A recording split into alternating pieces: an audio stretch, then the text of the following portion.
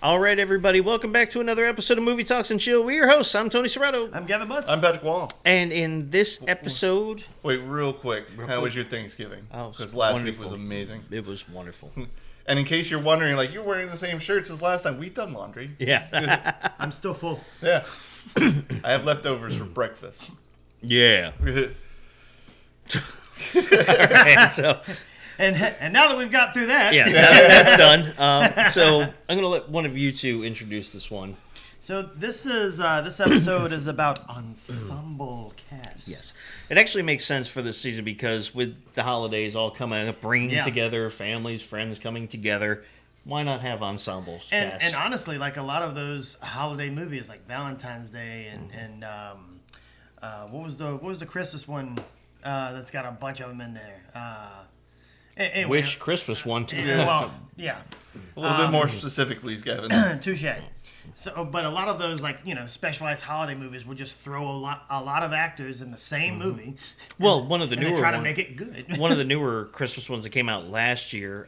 So it was hit or miss for some people, but speaking of like ensemble, would be like Spirited, with Ryan Reynolds and Will Ferrell and everybody else. There's a lot of people in there. What do you want me to say? So, yes, we are talking about movies with ensemble casts. So, for those of you who have are not that movie connoisseurish or not cinephiles, and you hear the term, they do it with TV shows. They call it, with movies, ensemble cast. Basically, at the end of the day, means there is no one big star. Like there's so many big stars. I mean. There is sometimes always one person's name first, and it's probably the person that they were looking for before they found everybody else. Mm-hmm. But an ensemble cast is basically when you have so many big names, or so many names, that all kind of capture the movie together. So they're all a big part of it. No one person is better than another person. Well, maybe in your opinion. Except for Patrick, he's terrible. Yeah. I'm the worst. So, I'll kick it off. So, like, a good version of an ensemble cast would be, like, Ocean's 11. Yes. Or Ocean's 12 or Ocean's 13, As you go down the line, it's basically any of the Ocean's movies. You basically have, Brad Pitt, George Clooney, Matt Damon, what's his name? The one that was the card dealer at the thing. He wasn't allowed to work. Bernie Mac. Bernie Mac, yep. I was like, I know it's B. I was like, what is the name? Casey Affleck. You have Julia Roberts, Andy Garcia. I mean, it's just... And the list goes on and on. And last Scott one, Al Pacino. Last one, you had Al Pacino. Scott Conn. I like when they're trying to... Like, they went to the factory in Mexico to rig the dice, and then they start joining, like, the strike. We can't let them treat us like this anymore, as one of them's throwing a Molotov over the fence. They're like asking them, well, how much are they holding out for? 13K or something like that. He's like, each, like, no, total. Yeah, write them a check. We'll post it. We'll post it. We'll post it. So yes, that's kind of for you, the viewers. But it is a 15% increase. Yeah, 15% increase. Each? No, total. So for the most part, they all stuck in the same movie, through all of them basically, and then but they always added somebody or some new, either a new villain or obviously a new villain in each one of them. Yeah, and then it was interesting because when I first watched the Ocean series, like I watched them and they were a good amount apart from each other, if I remember correctly. It wasn't like back to back year after year they came out. 2 or 3 years between. Yeah. And so what I didn't realize is there's a couple comments made in Ocean's 13 where it's when Eddie Izzard is in there. He was the one that was their tech genius friend they paid, and he's like the egg or the holographic thing. What's that? So that one is the. Oh no, the third one. Sorry, he was doing the. He was doing all Gecko. the computers. Yeah, he was trying to figure Greco. out how to. The Greco. The Greco. Yeah, Matt Damon blew all of his bribe money. He's like, I could only get a name. Greco. I'm pretty sure I'm being followed. Yep. And then he goes into a monologue describing how advanced the security system is. And then they're talking to him. So Eddie Izzard is a famous comedian, British comedian, and he can be funny. He's not my favorite stand-up comedian, but he does have a couple of bits where I was. He's got that dry humor. But he does highly educational humor. Yes. Where it's like you have to know history. Like he knows religious history like insanely, and so. But I remember there's a scene in the 13th one, or Ocean's 13, where he's talking to him and he's like, you know, who are you going to get to do this and this? And they mention the one guy's name. I can't remember the character's name. And he's like, after he bragged about you, you know, and over there. And it didn't click to me. That's the guy that got them all set up in the second one, in Ocean's 12. Yep. Where the other guy, he was bragging about, oh, these guys are the best, you know, thieves out there. And he was actually the director of the movie, though, wasn't he? He might have been. I think he. I think was that him? Yeah. But yeah, so he's like he's the whale. Mm-hmm. Was that Steven Soderbergh? I think so. Okay. But yeah, so but it's like the little things you catch from like the third one to the first one and the second one, and I'm like, oh, that's right, he is the guy that set them up, or he didn't mean to set them up. He was just bragging about him, wasn't thinking what he was saying, and then that other guy wanted to challenge them all to the whole thing. But so to be the best. But just watching like all their banters and the way they talk to each other in that movie is pretty awesome. Like they'll go through, he's like what's that one? I love when he comes in, when I think it's in the third one, and Brad Pitt comes into George Clooney's room, and he's like, "What are you doing?" He's like, "Oh no, that's the second one." It was the second one. He's like, "Are you crying?" He's like, "You're sitting with a bottle of wine," and then he's like, "Are you watching Oprah?" Yeah. No, it was the third one because she was talking about that camp that he ended up donating Andy Garcia's all his money that he put into. And he's like, "You think this is funny?" Well, it sure as hell ain't sad. Well, Terry, it sure as shit ain't sad. I just like how Brad Pitt joins it, and he's like, "Are they really gonna buy all those kids?" That's what I was gonna say. He's like sitting there. He starts. He's like, "It's really about the kids." Yeah. And he's like, he's like sniffling. They're gonna live it like the whole family. Yeah. Well, I was thinking about the second one when he goes to Brad Pitt's room. And he's like, "Dude, what are you doing? It's morning of." And he's like, "No. It's 4 p.m. the night before." He goes, "Oh, he didn't." He's like, "How many espressos have you had?" 6. He's like, "Come on." But yeah, so that's an example for the viewers out there. Is that's actually one of my big picks for Ensemble Cast. So what about you guys? Mine would be Tropic Thunder, which is absolutely awesome. I mean, just Tom Cruise's character in there is killer. Was it Rex Grossman? Yeah. But he's got like the bodysuit and he's just massively hairy everywhere. He's got like half unbuttoned shirt and just a mound of chest hair right there. Balded out. I just like how he grabs the phone. He's like, "Okay, how about you take a step back and fuck your own face." At the beginning of it, he's like, "Which one of y'all is key grip?" And the guy raises up. "Go over there and punch that director in the mouth." He just he's like, "Sorry, dude." Sorry, dude. As soon as he does the top, he's like, Well, so then he starts playing like apple bottom jeans for some and doing his little dance. Yeah. But yeah, so in that one you got Tom Cruise, you got Matthew McConaughey, you got Ben Stiller, Robert Downey Jr., Jack Black. Help me out, who I'm missing here. Danny McBride. Danny McBride. Everybody. Nick Nolte. Yep. Oh yeah, he was the Vietnam vet, right? I don't know what it's called. I just know the sound it makes when it lies. And then, like at the end of the movie, you realize like he was never a Vietnam vet. Yeah, they pull off his pencil. He's like, "You have hands? What the hell is this?" You find out like he was in like the riding pool in Stateside. Yeah. Like he didn't actually see anything. He wasn't in Hanoi. He was in the Coast Guard. Yeah. Yeah. Were you even in the military? Coast Guard. So you got Tropic Thunder, and then you get the little Vietnamese kid stabbing him Yeah. as he's running away at the end. Or like Matthew McConaughey at the very end, he brings his TiVo, and that's what he blocks the RPG with from hitting the helicopter. I brought your TiVo. It's in his contract. Yeah. I've got Rex Grossman on the line. He's going to tell you why he's wiped his ass with the TiVo portion in your contract. We are Flaming Dragon. Excuse me? What? That's when he's like, "Fuck your own face." Yeah. And he hangs up. I know who that was. I know who that was, please. What about you, Mr. Patrick? So the first one I thought of was Tropic Thunder. and I knew he was going to go for that one. Nicely done. So I had a backup plan. Oh. Anchorman. Okay. So if you haven't seen it, so the main cast is Will Ferrell, Christina Applegate, Steve Carell, Paul Rudd, and then Chris Parnell's in there and a few others. But it's that major like melee they have in like the park, and then like Luke Wilson showing up, Ben Stiller, yep. Yeah. Was it the first one or the second one? Where Will Smith is one of them too. It's the second one. Okay. Yeah. And that fight scene gets even bigger. Yeah. But that one scene had like everybody in the comedy realm at the time. Yep. And it was just, there were horses. Steve Carell's character throws a trident in someone's chest. Yep. He's like, I killed someone. Like, I saw that. Yeah, that's what I've been meaning to tell you, Brick. You may be wanted for murder. Yeah, you need to go into hiding. Or like in the fight, he's just running around holding a hand grenade. Brick, where did you get a hand grenade? I don't know. And Paul Rudd, when he's trying to seduce Christina Applegate, he puts on the Sex Panther. God, it smells like Bigfoot's dick.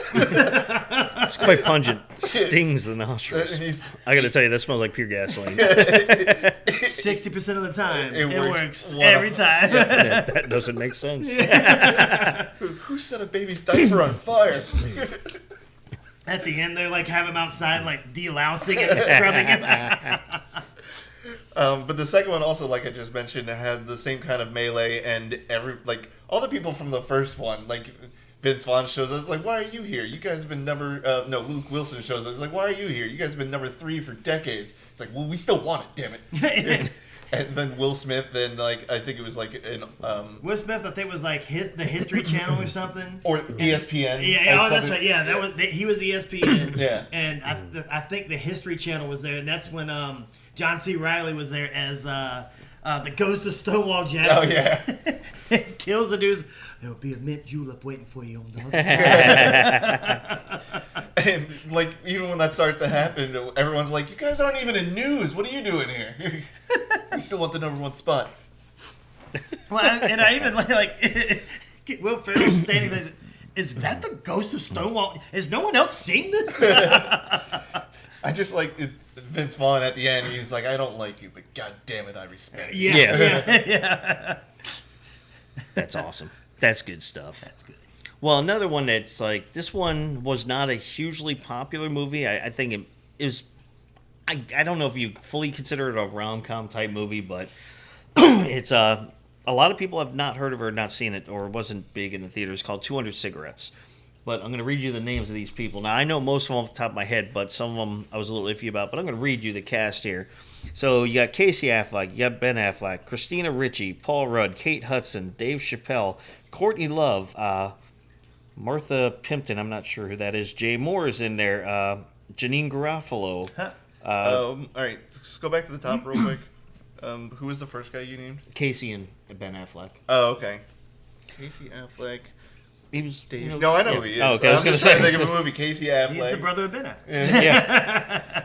I mean, it's just it goes on and on, but there's a lot of people in there, and the movie is basically about it's on New Year. It's the night of New Year's Eve, and it's all these. It's one of those intertwining story type things where it's everybody's got their own story going on, and they're all eventually going to end up at this New Year's Eve party, and the girl's hosting the New Year's Eve party. She has it set earlier, and she's waiting. And the whole movie, basically, she's waiting for people to show up. And then, she meets up with, I think her ex comes over. She ends up starting to drink. She gets hammered and and by the end of the movie, she's hammered and passed out and missed her whole party that she hosts. And apparently everybody was there. She was getting all upset because nobody was showing up. But everybody was waiting until later to show up. But you have, the story of, Ben Affleck's got his own story. Casey Affleck's got his own story. Paul Rudd, and I believe it's Paul Rudd and Courtney Love are basically hanging out together. They're friends, I think. I don't know if they've actually slept together once before, but they're definitely friends. And he's trying to figure out why relationships don't work. So it's one of those where, they end up hooking up near the end. But it's crazy. Dave Chappelle's a taxi driver who's always trying to get laid by his, customers and stuff. It's pretty awesome. It's a good movie. And the whole thing is, I think they said the secret behind it. So 200 cigarettes, I believe, is the actual amount of cigarettes that were smoked that are on screen. Oh. By the end of the movie, I think that was a little caveat, that little secret hidden gem fact that nobody knows nugget. and nobody really cares about. Yeah. But that's the whole thing. And the girl, I think it was Courtney Love. It was Paul Rudd's character's birthday on New Year's Eve, so she's taking him out. So she buys him a carton of cigarettes, and they're always smoking. And he talks about cigarettes at the end, but it's not really a focus on the movie until like towards the end of it. Yeah. So, but definitely ensemble cast and really, really good. So if you haven't seen that, that's another fun. I mean, it's nothing. It's not going to blow your mind. It's not Oscar worthy or anything, but it is a good little movie to watch. Nice. Check out. Well, another one that's like that, that has their own.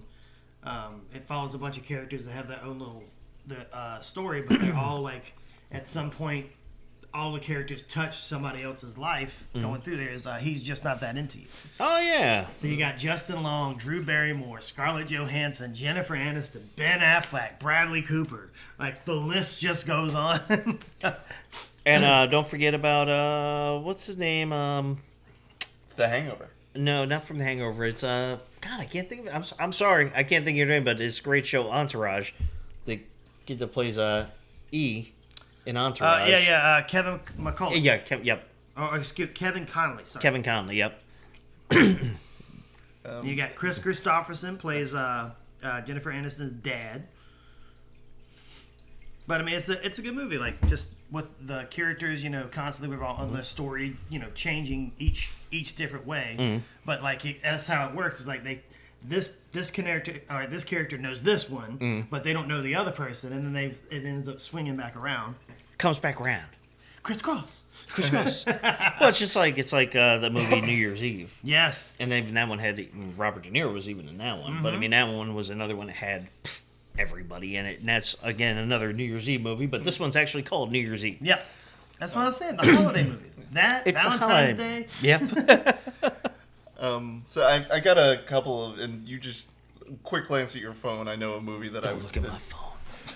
But I wanted to bring up The Goods. Right. Live Hard, Sell Hard. Yeah. So it is an ensemble cast, but back then when this movie was made, they weren't as big as they are now, I would say. But it has Jeremy Piven, Ving Rhames, James Brolin, Kathryn Hahn, Ed Helms, Tony Hale, Ken Jeong. Like, have you ever seen it, Gavin? I know you have because you and I talked about it. I don't think love that so. movie. You would actually really like that movie is hilarious. Rob Riggle's in it. So one of the best things is Rob Riggle has a mental disorder where he's Rob Riggle, he's 6'5", 220 pounds pure muscle. His mind does not develop as fast as his body does. No, he was a Marine fighter pilot. No, like real life. Yeah, he was a Marine pilot. Oh, that's right, yeah. But mentally, he's only at the age of 10. Ah. But Kathryn Hahn finds him sexy and tries to sleep with him. She's trying to hit on him, but talking to a 10-year-old.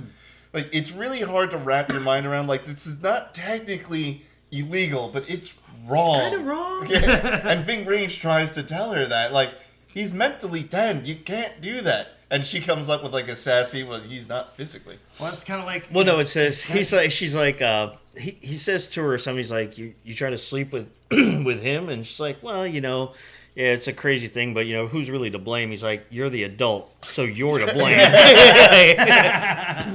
I'm gonna say you. Yeah, it's a fantastic comedy if you haven't seen it. I showed it to a friend of mine a few months ago, and he's like, it's whatever. I was like, get the fuck out of my apartment. What's the dude's name? He was also in Anchorman, but he was the one he's the magician. He's the numbers guy.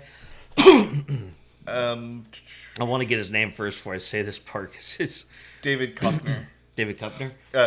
Koechner. Okay. We'll just call him David. But there's a scene in there. So the whole movie's basically they're at their mercenary used car salesmen. So this one used car lot is about to go out, or he's going to get bought out or something like that. And they're like, and none of his salespeople are really that good. They're just regular used car salespeople. They're like, you're bringing in mercs? You hired mercs? So they're bringing these guys in to save, and they're all kind of introducing themselves, and they got their own little thing that they do. And that dude comes up and he's like, they call me the wizard. He's like, I'm a magician with numbers. And he's like, you remember a guy, MC Hammer, back in the 80s? He's like, well, he filed for bankruptcy. He was like, he was living in living in the left pant leg of his parachute of his hammer pants. He was living in the left leg of his hammer pants. He's like, I got him financed in a car, no questions. It's a good movie, though. I genuinely love that movie. It's hilarious. Ed Helms plays like the antagonist because he's the son of the guy who owns the competing dealership, and they come over just to like get under their skin. And he's like, I have a $40 haircut. You can't get under my skin. And at the end of the movie, they wind up selling him a car for like $10,000. That's worth $2.5. Well, so one that's coming up, I can't talk on it because I haven't seen it. I've only seen the trailer. So, of one of my favorite movies, it's Ghostbusters: Frozen Empire. That one would now be considered. If you look back, you'd say that would be considered an ensemble cast. But back then, a lot of those guys were just coming off SNL. They weren't like big, huge stars at that point. But now with the new one, starting to get into writing. Well, I don't even know if the new ones would be considered ensemble because you've got Paul Rudd, great, and you've got the kid from Stranger Things, fantastic. Patton Oswalt's in it. Oh yeah. Ken, what's I hate that I do this every time. The Indian guy he's gonna have like a small role. Ken Nanjiani. Yeah, I think he's gonna be in it. So I mean, you have them, but then also Ernie Hudson, Annie Potts. Bill Murray, Dan Aykroyd, they're all going to have a little bit of a bigger part in this one. So I think you can call it a little bit more ensemble-ish nowadays. Yeah, no, I'm with you. There's a good one that we haven't touched on yet that I've recently watched. What have you touched? Besides myself. Yeah, I don't need to know. The TV remote that played Heat with Robert De Niro, Al Pacino, and Val Kilmer. Wait, did you say the TV remote? Yeah, I just used the remote to go to Netflix. Oh, okay. I was like, what? Wait. I was like, is that a movie? The TV remote to play Heat? I'm like, I don't recall ever hearing about that movie. I used the TV remote to watch the movie. New one on me there, buddy. Oh, okay. Now I'm not as confused. Good. We all confused. Heat. I just recently watched that movie for the first time, and that's just an all-around good movie. Very good. It's so sad that you just watched that too. But at least I've seen it. Yeah, well. Something's still sad. I don't care. I hate you anyway. Hate you anyways. I hate you anyway. Oh, fine. Then I'm going to steal your movie. Not at the museum. Ooh. How's that my movie? I saw it on your phone. You just saw it. I've got 18 movies on my phone. It's like, I'm going to steal yours. Well, you stopped at Not at the Museum. I was like, oh, that's going to be a good movie to talk about. I stopped because I was thinking for a moment. Oh. It's like so that's what the smoke was. Yes. That's what that smell is. You can't steal my movie. Well, now, back then, again, this goes back to, this one is an ensemble cast considered now, but if you go back to then, I wouldn't consider them as Dazed and Confused. Oh, yes. Yeah. Because back then, a lot of them were just getting started. I mean, Ben that Affleck one... and Matthew McConaughey. Matthew McConaughey, man. But, Joey Lauren Adams. I mean, and there's just Parker Posey, Mila Jovovich. I'm trying to even... God, I can't even think of everybody that's in that movie off the top of my head. I think the rest of them were kind of like lower name people. But ultimately... the one guy, Anthony, what's his name? No, not Anthony Michael. Was it not Mackie, obviously, but he was the one that was one of the two nerd guys. The one that had the dream about Abraham Lincoln with the beard. He's like, I had a dream I was getting it on with what would be a perfect female body. Yeah, He's like, yeah. But with the head of Abraham Lincoln. Yeah. The hat and the beard. What? But he went on to do a lot of other stuff, and actually he's now... He was in Star Trek Discovery, I believe, if I remember correctly. Discovery. I heard it's really good. It is actually very good.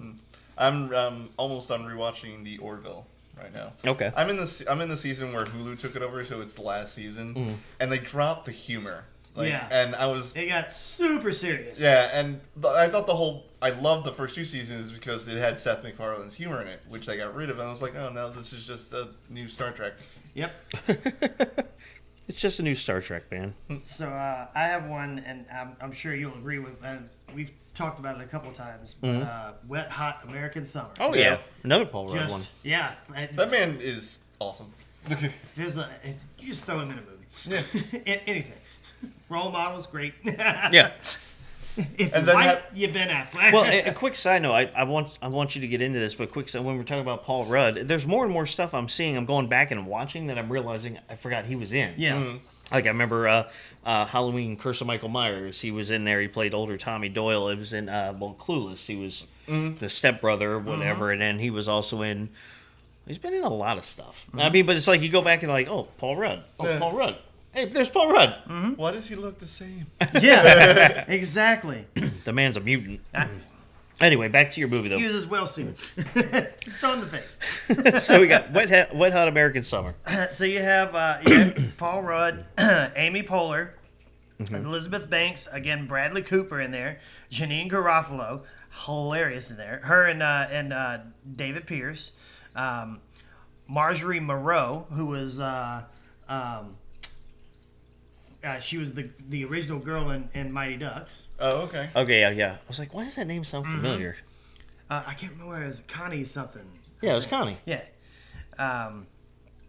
Who else? We still got H. John Benjamin. And the dude that was... I'm trying to find the character in here. I didn't know H. John Benjamin was in that movie. I'm trying to remember who his character was. Lake Bell was in it for like just a second. I can't find the guy on here, but anyway, it's a good movie. It's about a summer camp, and it's like the last. Is it the last day or the last week? I think it's the last day. One or the other. Yeah, but. It is one of those two things. And so you've got the one guy who's got to go save the kids that he went kayaking because he was trying to get laid. He left them unsupervised so he could go get laid. And Marjorie, her and Paul Rudd are like together, but they're not. And the one dude in there is trying to hit on her and be with her, and he finally makes out with her. He's like, yeah, but I don't want you. That was like the next day when they wake up. Who's the guy from Law and Order? That's what I'm trying to find. Jerry Orbach? Yeah. Oh, no, the Stabler. Chris Molina. Yeah. And he's the one that's always like, I'm going to go in the back and hump the fridge. What? I said I'm going to change these turnips. Did you just say you were going to go hump the fridge? Yes. And at the end, he finally, they bring a fridge out, and he just starts humping it, and they push it to the back. I love how, he played Elliot Stabler for about a decade, and it was a very serious show, but every other piece of work he usually does is a comedy. Mm-hmm. Last week we talked about Harold and Kumar Go to White Castle. Yeah. He was the trailer park guy who was married to the obscenely hot wife. Yeah. And they were going to have, a four-way, and, Harold and Kumar were going to sleep with the wife, and then he was jumping, and he takes off his shirt, and they're like, nope. Who's ready for their first reach round? Yeah. Well, that was what he said. He was like, you guys go on inside, anything you want, have sex with my wife, whatever. Did he just say have sex with his wife? And then that's when he catches them. He's like, oh, no, I didn't say that. You didn't. I might have said that. I like when they're sitting in the truck with him when he's first driving. They're whispering. They're sitting right next to him. They're whispering, and all of a sudden it gets quiet. Shit coming out of his neck. And he's like, look at it. He's like, then they get quiet. He's like, I heard everything you said. He just stared straight ahead. I heard everything you said. He also did that show Happy from ABC. Yeah. I loved that show. I thought that was amazing. You still have to see that movie I've told you about, and it's on Plex, that National Lampoon's Dirty Movie. Oh. That is one of the greatest roles he has played ever. Chris Molina? Yeah, and it took me, I didn't realize it was him for the... Oh, I had no idea he was the guy from Harold and Kumar for the longest time. Guy's very disguisable. He's got heavy makeup in Harold and Kumar. Well, because even before he did Law and Order, he was also in Oz. Yeah, I remember that. So, yeah, it's... a little bit of a different character, you know. I think he's like, I won awards for drama and serious acting. Let's just do some goofy shit. And he's great at it. I just cut up. Well, if you want to also talk ensembles, basically anything that Judd Apatow does. Any movie, there's a list of them. We'll get to those in a minute. But anything also John Hughes does. Yeah. Almost, now I know with the other stuff where it's more teen-based, they do have a lead person, but there are so many other characters involved in there. Yeah, but I will say, one of the movies I want to bring up, a lot of his early stuff, they technically are ensembles, but they weren't back then because the people he had in his movies were no one. Yeah, that's what I'm saying. It's like he was just finding kids. So you like anybody from Freaks and Geeks. Yeah. You just call. Oh, you're talking about Judd Apatow. Yes. Okay. Yep. But yeah, so if you watch a Judd Apatow movie and you watch, so say you're going to go to his new movie, before you go, watch a few episodes of Freaks and Geeks, and then you will find like most of the cast in that movie. Well, basically. Well, and then you get like later on, you get to movies like what was the Adam Sandler one, the real serious one? Click? No. Where it's basically a Judd Apatow movie. Uncut Gems. No. It was basically a Judd Apatow movie. Was it Spanglish? No. It was basically a Judd Apatow movie, meaning everybody that's in Judd Apatow's movies was in this. Punch Drunk Don't Love. yell at me because you can't think of it. I'm yelling at you. Punch Drunk Love. Damn it. It's the one where he finds out he has cancer, and it's Oh. and it's got Seth Rogen. Oh, yeah. Just see all, Funny people. Funny people, yeah. There you go. Jonah Hill's in it. I mean, it's basically like everybody that is in a You Judd would Apatow think movie. just saying what's the serious Adam Sandler movie, there would only be like 2, but we just named off like 5. Oh, there's plenty of them. Like when you said, did one of you say Punch Drunk Love? I did. He did. Okay, yeah. I So said you got that Spanglish. one, Spanglish. Well, Spanglish, it's like half comedy or Yeah. half serious, but Rain on Me, that one's. Click definitely gets serious at the end. Yeah. It starts funny, and then they just got lazy. I walked out of that not knowing how to feel about that movie. Yeah. It was like it was really funny when he was farting in the Hoff's face. Taste shit. Oh. And then towards the end, it becomes like a life lesson, serious movie. I was like, this is not what I signed up for. Wait a minute. This is a complete tonal shift in the third act. It's almost like they took like a Christmas Carol theme to it at the end. Yeah. Where he basically finds I got redemption more of a and stuff. Twilight Zone vibe from it. Well, it's a Twilight. I'm saying, but the theme of like he sees his life moving fast, what it would be like without him. Almost like kind of like combination of It's a Wonderful Life meets A Christmas Carol. Yeah. But not being a Christmas movie at all. So can we count Multiplicity as an ensemble cast? No. Because there's 4 Michael Keatons. Plays 4 different parts. No. But Nice you try. can do whatever you want. I don't care. It's your it's up to the opinion. Everything. I'm not serious, but 4 Michael Keatons. I mean, that's ensemble. Did he get paid 4 times? That's the real question. We have Michael Keaton, Michael Keaton. and Michael Keaton. But an actual ensemble cast is The Hangover. Yeah. Bradley Cooper, Ed Helms, Kim Jong, a bunch of Zach Galifianakis. Zachy. Mike Tyson. Heather Graham. Heather Graham, but she's in everything. So she's not allowed to be noted that she was in this? I guess. She's like the female Paul Rudd. Yeah, She's in everything. I'm only allowing it because I've seen the Dirk Diggler movie. What's it called? Boogie Nights. So let me ask you this. So if Paul Rudd's been in almost everything, Heather Graham's been in almost anything, have they ever been in a movie together? Genuinely don't know. I'm going to have to look that up. Maybe. I don't think they have. I honestly don't think they have. But So are you trying to say Paul Rudd moonlights as yeah. Heather Graham? Yeah. I've never Yes. seen them in the same movie together, so I just saw Superman. Where's Clark? Clark's supposed to be covering this. So, in 2006, they were apparently in a movie called The O in Ohio.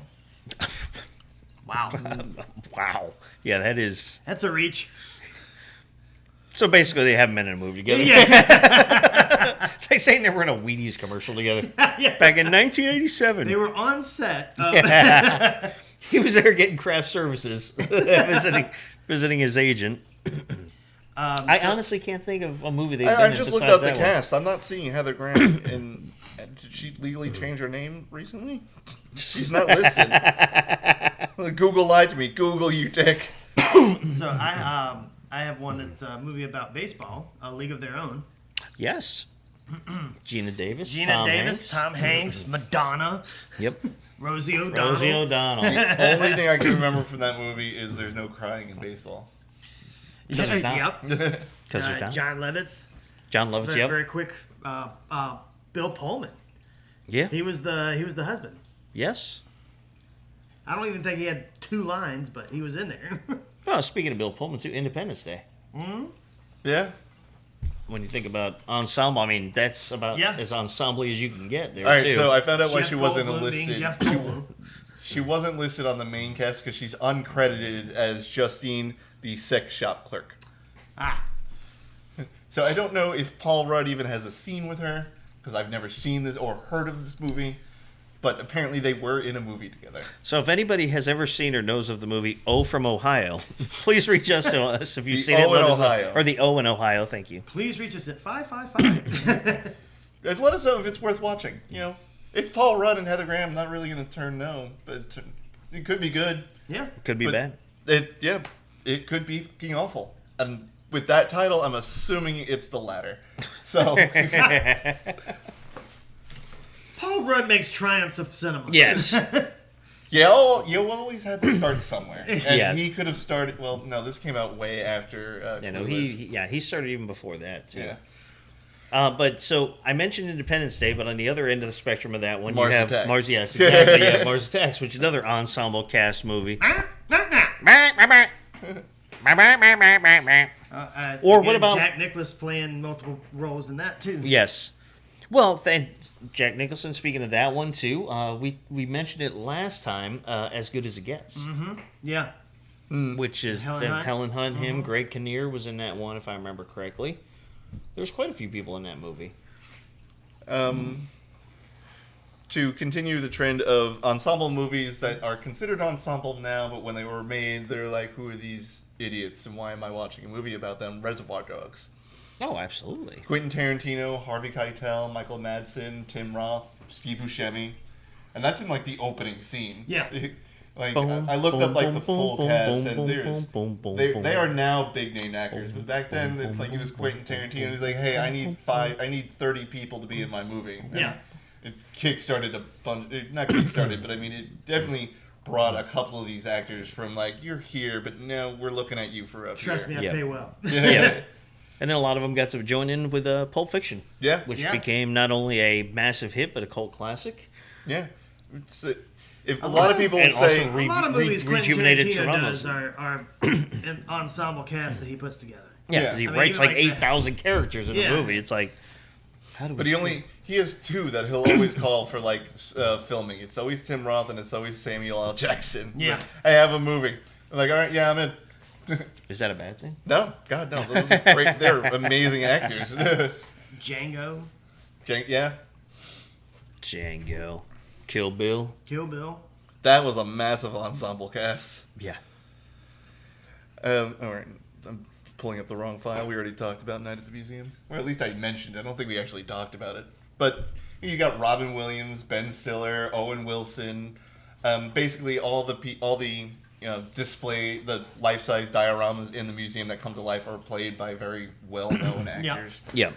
I've seen the second one, but I've never seen the third one. And the third one is back when he goes back to the Smith. It's like The Hangover. Well, they go Vegas to Thailand, back to Vegas. No, so the third one they go to London. Oh, okay. And because that's actually where like they're having a problem with the tablet, and that's where his parents are. So, and that's where they have the dig and everything up there. Gotcha. Interesting. You know stuff. I know a couple things, man. You got to get that shirt. I drink beer and I know things. I have it. It's my St. Patty's Day shirt. I drink whiskey and I know things. And before the Game of Thrones people get angry, we do know the line is actually "I drink wine and know things." Yes. Or I think it's "I drink and know things." Yes. I'm not a Game of Thrones person, so I didn't know that. I watched the first 5 seasons. I say that like I only watched the first 5 seasons, but there's like 9 of them. I didn't follow the I just watched 5 seasons. I barely know the show. It wasn't even really, I wasn't into it. After a while, you just get desensitized to all the violence and sex. Like, oh, this again. I mean, maybe the violence. Oh, this again. Oh, great. More boobs. Oh, shit. My day just went from good to bad. That and floppy wiener. There's a lot more. I still remember that from South Park. Floppy wiener, floppy wiener. There's a lot more dong in that show than I was anticipating. Yes, there was. Have you ever seen the show? Wow, that's way more dong than I was expecting. So, wait, how many were you expecting? I was expecting, like... I want to hear this number. We really didn't want one, but... What was the level or number of dong you were expecting? Not as much, but... you have a number in your head. I know you do. I want to hear what this number is. 3. Wow. Wildly underestimating the amount of dongs they would put in an HBO I'd give TV this show. movie 3 wieners. It's a 3-dong movie. It's a 3-donger right here. You ever seen the show It's Always Sunny in Philadelphia? Yeah. You ever see the one where they're going to like the sequel of a movie and they're all it's like the director's cut and they're like, oh my god, we're gonna see so much dong. There's like an extra 9 minutes of dong footage in this movie, and that's the only thing they're excited about. And the whole episode is about them trying to get to the movie theater to see the director's cut with 9 extra minutes of dong. That's a whole lot of penis. Yeah, that's we're gonna need the extra large popcorn for this one. They are all excited about just seeing this movie with a nice shot of dong, apparently. That's like going to go watch the movie Watchmen and be like, you know what I'm really excited for? The big blue penis. I can't get enough. Well, another one, an old school one we didn't talk about was Clue. We've talked about the movie before, but I mean, you talk about just a great movie. I like it. I like it a lot. It's a really good movie. Obviously, I wasn't. I didn't see the movie in theaters because I think it came out in the early '80s. Yeah, I didn't see it in theater either. Yeah. I saw it afterwards on VHS. Me too. Actually, I think I watched it on TBS. I think I might have seen it there too, but yeah. But I remember learning years later that the ending was dependent on which movie theater and which region you watched the movie in. Because I think the director is like, I want people talking about this, seeing if they like misremembered the ending or if they actually figured it out. But I didn't see it in the theater, so I after that, whenever they put it on VHS or DVD, you got all 3 endings that they aired, and I don't know if they actually say canonically this is the canon ending. No, they do, but because each one, like the first ending, it happens, and then after that ends, it goes to a little like card, title screen, card, and it said, or that's what could have happened, or it could happen this way in the last one, and then the last one it says, but this is what really happened. Yeah, okay. Because I remember, I could not remember if they said or this one or if this is the one that actually. No, happened. the last one they do say, but this is what really happened. Okay, And this time. Which upsets me because the butler did it. But if you want to know who killed Mr. Body, I did in the hallway with the revolver. Now I'm going to go home and sleep with my wife. That always reminds me of the movie Speed, where Keanu Reeves and his partner are at the party, and his partner gets like wasted. He's like, I'm going to go home and have sex with my wife. That's Jeff Daniels? Yes. Jeff Daniels, thank you. Mm-hmm. Jeff Daniels is like, I'm going to go home and have sex with my wife. And Keanu Reeves is like, Harry, you're going to go home and throw up. He's like, yeah, that'll be fun too. Yeah, exactly. Yeah. Well, he's also there, like, when he finally has, like, shoot the hostage. And they're giving him, like, they're congratulating him. He's like, and we've all wanted to shoot Harry at some point in our career here. I just remember when they're on stage, and they're like, I can't believe they're giving you a medal for shooting me. And they're like, Harry, you told me to. And he just shuts up. Now, I will say, going to his later movies, like later movies, they start becoming ensemble cast movies, but with Kevin Smith. Yeah. Mm-hmm. Like when you start getting to like Dogma and all them, and then Jay and Silent Bob Strike Back, and then the reboots and all this other stuff, and Clerks 3. Even when they do Clerks 2 and Clerks 3, they start bringing in more people. But I think Dogma would be considered one of the biggest ensemble casts, only because they all those other people, like the other movies had like some were cameos, some had a little bit, but Dogma, everybody kind of had a big this part one had in it. Alan Rickman, Chris Rock, Matt Damon, the original. Yep. Yeah. Oh yeah. So I mean, those I would say Dogma would be considered an ensemble cast film. So, Alanis Morissette. Would you consider Four Rooms an ensemble cast? Because Tim Roth is the star, and he keeps running into other A-listers. Yes and no. I would say yes because there are so many people, but I would say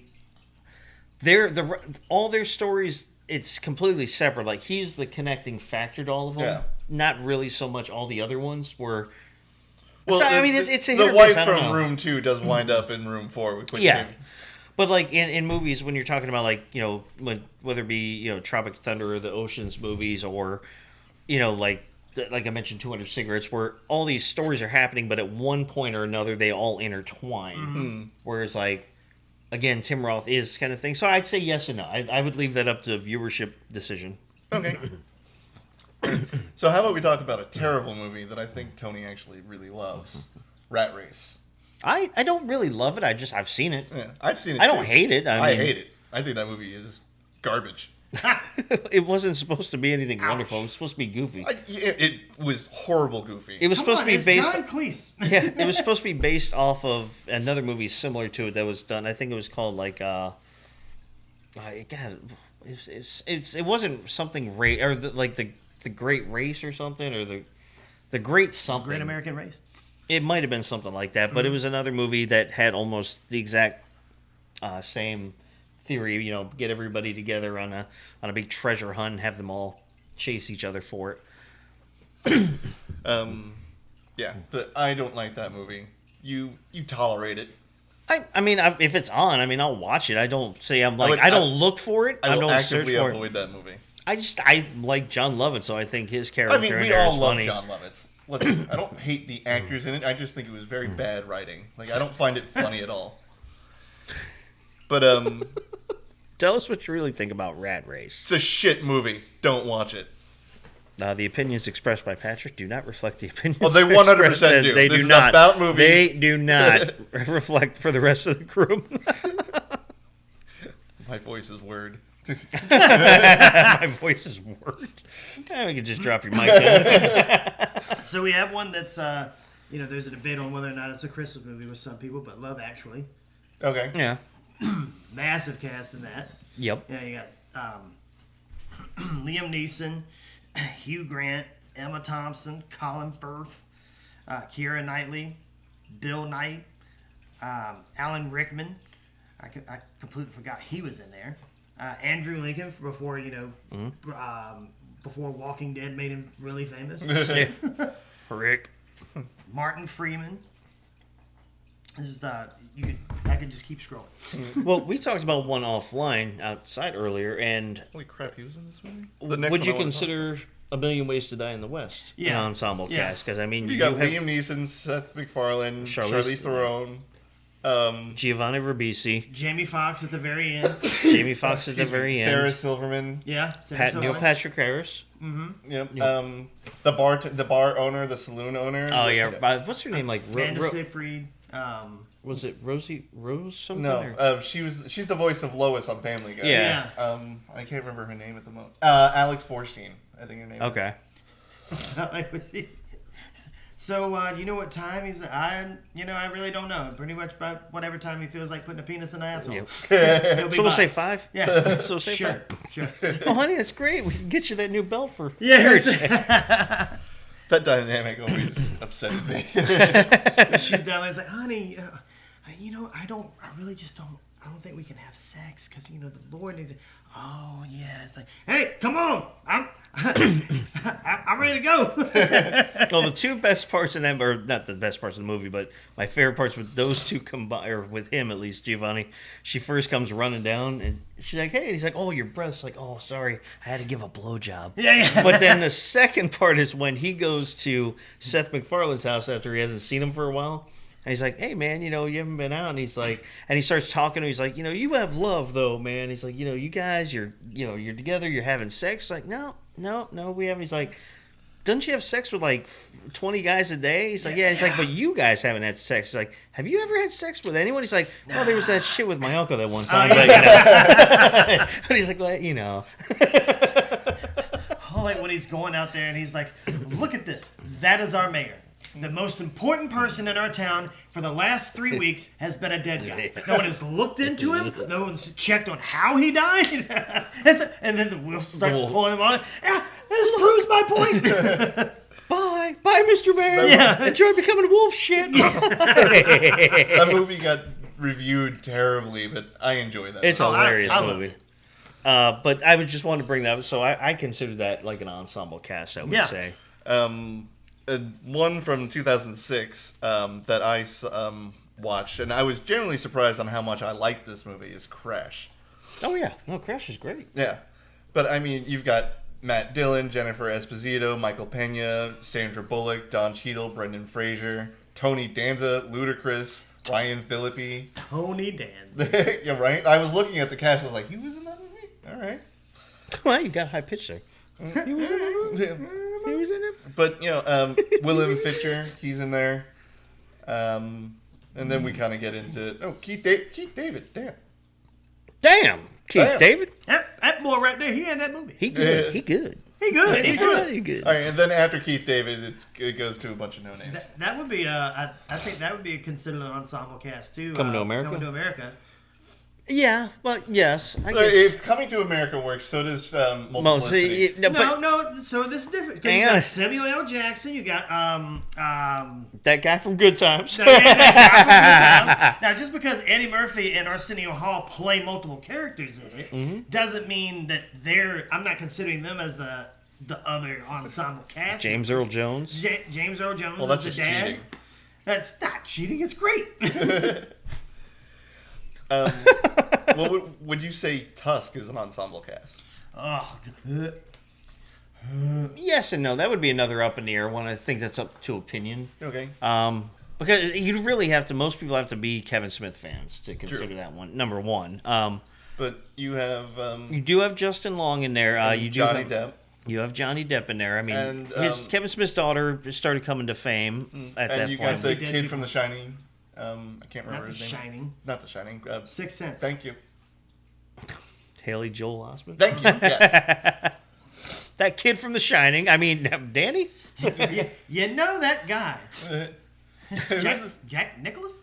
You ever seen the show Rules of Engagement? Oh yeah. I know I have. Yeah, I love that show. But there's a time when Adam just sits in the booth and goes to Patrick Warburton. And he's like, "Hey, what's that movie with the guy with the hair?" And he's like, "It's too early for this." And he finally gets the movie, and they start talking about The Godfather. And you have never seen it. It's like how you would talk to me. Yeah. You've never seen The Godfather? And then throughout the course of the episode, he watches The Godfather. The last scene, he's like, "Oh, I finally watched the third one. I think it's my favorite one." He's like, "You're dead to me." That's good times right there. I mean, no, I'm not even going to touch this one. Never mind. I'll leave that to silence. Touch it. I was going to say Phantom Menace because when you come to, if you're talking about Star Wars movies, out of that one, you had Ewan McGregor, Liam Neeson, Samuel L. Jackson all combined in that movie. I mean, and Natalie Portman. Natalie Portman. Ian McGregor, but I don't know how big he was. He was big in London, but he wasn't. No, he was big over here by then. Was he? Yeah, he had already. I mean, Trainspotting was a huge hit over here. Oh yeah, I forgot he was in that. But he also did. I also forgot I watched that movie. Hey now, hey now. No, he did quite a few movies actually before he got into the Star Wars thing. Fun fact: he has a brother in the British Air Force, and his call sign is OB2. Nice. You know what? He deserves it. Yeah. Yeah, he deserves to be called OB2 because his brother is famous. His brother is basically Space Jesus. Hey, but if he's in the military, he can call himself whatever he wants. Right. You know. But apparently his call sign is OB2. Yep.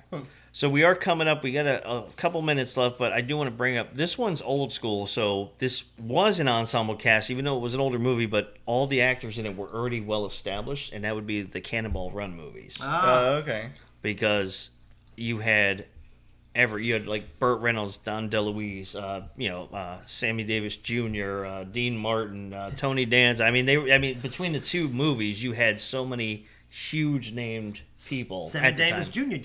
Jr. But yeah, I had a shout out to the Cannonball Runs there, people. I remember I was working for the company I spoke about last week when we monitored ads on television. Mm-hmm. One of those were trailers. I remember seeing the trailer for this movie, and the entire floor heard me laughing from watching this trailer. I was on the ground laughing so hard. Movie 43. Oh, okay. And this is just anybody who was an actor at that point was basically in this movie. I mean, you got Hugh Jackman, Kate Winslet, Chris Pratt, and his now ex-wife Anna Faris. But I think Jackman plays such a weird character in that movie too. They all play weird characters. Yeah, but his is like really funky. Mr. Hugh Jackman. Yeah, but Emma Stone, Halle Berry. Halle Berry's was pretty weird too. Naomi Watts, Elizabeth Banks. Janice Quaid. This movie. I could do this all day. This movie is packed. I don't know, man. I was just thinking about some Halle Berry. Terrence Howard had like the funniest part in that movie when he's trying to give the pep talk to the basketball players. It's like, you're black, they're white. We already won. Yeah. Well, I will say this. You mentioned the movie in the last episode, but I'm surprised you didn't bring it up in this one. It's been a full week since we talked about it. But this is the end. Oh, okay, yeah. I mean, yes. That's got almost everybody in it. Again, if you're, Judd Apatow fan, then it's basically a whole movie of him. Pretty much. Freaking Danny McBride. Yeah, Danny McBride. Oh, come on. Anything in this house. I'll be dropping loads all over this damn house. Why, who jerks off to a porno mag? You got damn iPads in your wall. Yeah, man, I like to read. Tell me James Franco at a party. You need to suck anyone's dick. I call bullshit. When they're doing like the MTV like talking into the camera, and James Franco's talking about Danny McBride. He's like, this fucking guy like comes in, he cooks all our goddamn food, and you just see Danny McBride walk in the background. He's like, hey, how's it going? He's like, good. Good, man. How you doing? Yeah. Oh, okay. And he walks off. I fucking hate that guy. It's not like an ensemble cast movie, but I did want to throw it out because it almost. We were talking about this one before we turned on the microphones, but Deadpool 2, just because they were. I'm sure all the actors that were in that movie are rising stars. Like the girl who played Domino definitely deserves to be a rising star. But the scene where they're parachuting into like the hot zone, and then the invisible guy gets electrocuted, and it's Brad Pitt. Yep, for like a split second. Yeah. I remember was that Brad Pitt? Like we watched Brad Pitt. Okay. Vanisher. Maybe the wind can't blow what it can't see. Right into it. Oh my God! Oh yeah, like I will never let anything happen to you. You're my sweet baby boy. Baby bear. Yeah, and then he flies into the wood chipper. Yeah. But yeah, so we also we are coming up to the end, but we do again like all other episodes. If we missed anything, please let us know. We always want to hear, and we'll be glad to bring it up to you. Before we go though, let them know where they can find us. Of course, as always, we're on Spotify. That's where we started. That's our home. But we're also on Apple Podcasts, Google Podcasts, iHeartRadio, Internet Radio, WWJDF. WDBF.FM or WDBF.com. Thank you. And soon, hopefully in the next few months, we should be on Elevation Media on Roku. Yep. And also you can find our podcast on our website at movietalksandchill.com and basically about 25 other different places that have just stolen our RSS feed and thrown it onto their website. Yep. I mean, I won't say stolen. Just we did kind of leave it open for them to do it. So. Without asking. They didn't hack our website, and there is a way that they got the RSS feed. But just before we go, also, just a couple other things. Obviously, YouTube, check us out. Like there, we've been getting more subscribers. Keep doing that. Keep liking what we're doing. I keep forgetting that we're on YouTube as I'm sitting in front of a camera now. And two lights, like lighting kits. But we haven't really brought this up in the past month or so, but coming up to the end of the year and beginning of next year, guys, don't forget also, we are the official podcast for the Sunscreen Film Festival that will be coming up middle of next year, late April, early May. So they are taking submissions for films. Mm-hmm. So please make sure you send it to sunscreenfilmfestival.com. If you need any other questions, just send us an email or talk to us at movietalksandchill.com, and then we can forward you to whatever information Speaking you need. of talk to us at movietalksandchill.com, I still have yet to receive an email that I can read on the air. I want to read your awful email. Yeah. Send it to me. Yeah. So send us that stuff. And then also we have recently been, contacted by some other movie makers about us reviewing their films. So, stay with us on updates on that. We will be reviewing them, having more guests on coming up soon. Big things are coming. Yes, big things. And also the holidays. And you don't want us exposing ourselves. Do you? Where do you get your weed from, Mr. Jesus? From you, Dante. What's up, Mr. Jesus? All right, guys. But until then, we will continue the holiday season with you guys for the weeks coming up. But until then, for Movie Talks and Chill, we're your hosts. I'm Tony Serrato. I'm Gavin Butts. Patrick Wall. All right, guys. Take care.